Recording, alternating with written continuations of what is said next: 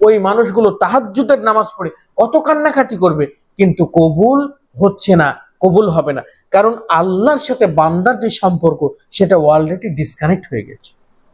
আসসালামু আলাইকুম ওয়া রাহমাতুল্লাহি ওয়া বারাকাতুহু। আজকে এমন 3টি পাপ নিয়ে আলোচনা করব, এমন 3টি গুনাহ নিয়ে আলোচনা করব, যেই 3টে গুনাহ, যেই 3টে পাপ আপনি যদি করেন তাহলে আল্লাহর সাথে আপনার যে সম্পর্ক, প্রভুর সাথে বান্দার যে সম্পর্ক সেটা ডিসকানেক্ট হয়ে যাবে। তাতে কোনো রকমের আর নেটওয়ার্ক থাকবে না, মানে এটা তো টেকনিক্যাল ভাষা, কোনো রকমের কোনো সম্পর্ক আল্লাহর সাথে বান্দার আর থাকবে না। এই 3টে এত বড় পাপ, এত কঠিন পাপ। চলুন কথা না বাড়িয়ে আমরা এই 3টে পাপ নিয়ে আলোচনা করি। নাম্বার 1, আল্লাহ রাব্বুল আলামিন পবিত্র কুরআনুল মাজিদের মধ্যে বলছেন, কোনো ব্যক্তি যদি আল্লাহর সাথে কাউকে শরীক করে, ওমা ইউশরিক বিল্লাহি ফাকাদ হারামাল্লাহু আলাইহিল জান্নাহ, তাহলে আল্লাহ রাব্বুল আলামিন তার জন্য জান্নাতকে হারাম করে দেন। ওমা ওয়াহুন নার, এবং তার স্থায়ী ঠিকানা আল্লাহ রাব্বুল আলামিন নির্ধারণ করেন সে জাহান্নামী। ওমা লিয-যালিমিনা মিন আনসার, এবং ওই জালিমের জন্য কোনো সাহায্যকারী থাকবে না। তার মানে 1 নম্বর পাপ হলো, যদি আপনি আল্লাহর স্থানে অন্য কাউকে বসান। আমরা যা কিছু চাওয়ার আল্লাহর কাছে চাইবো, जो कुछ मांगना है আল্লাহ সে মাঙ্গো। আল্লাহকে বাদ দিয়ে অন্য কারো কাছে যদি কিছু চাওয়া যায় তাহলে আল্লাহ রাব্বুল আলামিন এটা পৃথিবীর সবথেকে বড় পাপ হিসেবে ধরেছেন, এবং আল্লাহ রাব্বুল আলামিন এর বিনিময়ে একমাত্র জাহান্নাম দেবেন। নাম্বার 2, আল্লাহ রাব্বুল আলামিন বলেছেন যে কোনো ব্যক্তি যদি কোনো ব্যক্তিকে হত্যা করে, কেউ যদি কাউকে মেরে ফেলে, তাহলে আল্লাহর জমিনে এটা একটা চরম মানের অপরাধ, এটা একটা কঠিন অপরাধ। এই অপরাধ কেউ করলে আল্লাহর সাথে তার সম্পর্ক ছিন্ন হয়ে যায়। যেমন আপনারা দেখলেন 2-3 দিন আগে পাশের দেশ বাংলাদেশে একটি ছেলেকে, একটি ভাইকে তারা পাথর নিক্ষেপ করে করে থেতলে হত্যা করলো। আল্লাহ রাব্বুল আলামিন পবিত্র কোরআনুল মাজিদের মধ্যে বলেন, কুতিবা আলাইকুমুল কিসাসু ফিল কতলা আল হুররু বিল হুররি ওয়াল আবদু বিল আবদি ওয়াল উনসা বিল উনসা। আল্লাহ রাব্বুল আলামিন বলছেন, কেউ যদি কোনো ব্যক্তিকে হত্যা করে তাহলে হত্যার বদলে হত্যা, কেউ যদি কারো একটি হাত কেটে নেয় তাহলে তার শাস্তি স্বরূপ কিসাস হলো যে সে তারও একটি হাত কাটা যাবে। সেটা আইনি পদ্ধতিতে, আইনি প্রক্রিয়ায় হবে। কোনো ব্যক্তি একজনের একটি হাত কেটে দিল, তাহলে আইন কি করবে যে ওই ব্যক্তি যে কেটেছে তারও একটি হাত কেটে দেবে। এই কিসাসকে আল্লাহ রাব্বুল আলামিন খরচ করছেন। সম্মানিত ভিউয়ার্স, এছাড়াও সূরা মাইদার মধ্যে আল্লাহ রাব্বুল আলামিন বলছেন, কেউ যদি কোনো একজন মানুষকে হত্যা করে তাহলে সে যেন পুরো হিউম্যানিটিকে হত্যা করলো, তাহলে সে যেন পুরো মানব জাতিকে হত্যা করলো, তাহলে সে যেন পুরো মানব কুলকে হত্যা করলো।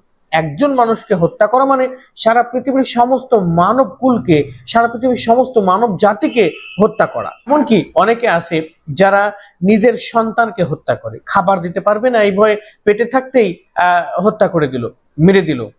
3 নাম্বার যে পাপটি, সেটি আরো ভয়ঙ্কর পাপ।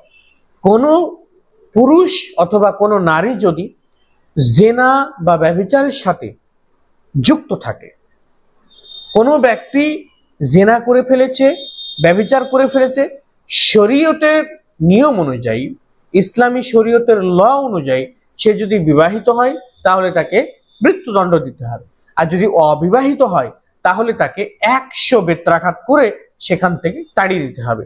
প্রিয় ভিউয়ার্স, এমন অনেক মানুষ আছে যে যারা এই পাপকে একবার করেছে, করার পরে শাস্তি নিচ্ছে বা শাস্তি নিয়েছে এমন নয়, এই পাপ প্রতিনিয়ত করে, প্রতিদিন করে, প্রতি রাতে করে। এমনকি অনেক নারী আছে পৃথিবীর বুকে, অনেক মহিলা আছে পৃথিবীর বুকে যারা টাকার বিনিময়ে, কিছু অর্থের বিনিময়ে নিজের দেহ নিয়ে ব্যবসা করে, যেটাকে আমরা বলি দেহ ব্যবসা বা শরীর নিয়ে ব্যবসা।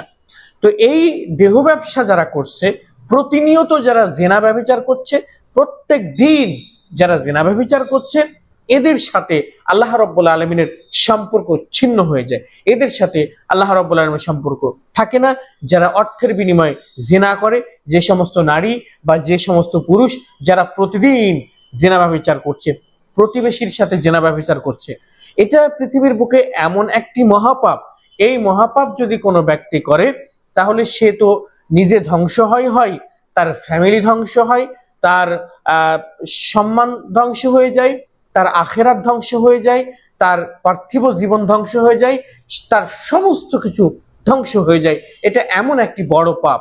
এই তিনটে পাপ ছিল আজকে সব থেকে ভয়াবহ, সব থেকে কঠিন মানের পাপ, যেই পাপগুলো থেকে আমরা বেঁচে থাকার চেষ্টা করব।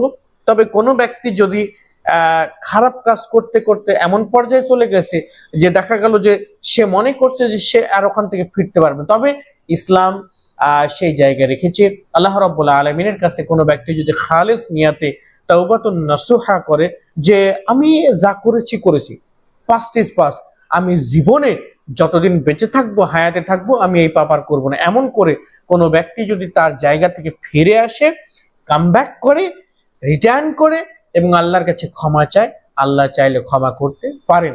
তবে যারা স্টিল এই অপরাধগুলোর সাথে জড়িত, স্টিল এখনো পর্যন্ত যারা এই অপরাধগুলো করছে, প্রতিনিয়ত করছে, আল্লাহর সাথে তাদের সম্পর্ক ছিন্ন। দেখবেন ওই মানুষগুলো দুহাত উঁচু করে আল্লাহর কাছে কত কি চাইবে, ওই মানুষগুলো দুহাত উঁচু করে কত কান্নাকাটি করবে, ওই মানুষগুলো তাহাজ্জুদের নামাজ পড়ে কত কান্নাকাটি করবে, কিন্তু কবুল হচ্ছে না, কবুল হবে না। কারণ আল্লাহর সাথে বান্দার যে সম্পর্ক সেটা অলরেডি ডিসকানেক্ট হয়ে গেছে।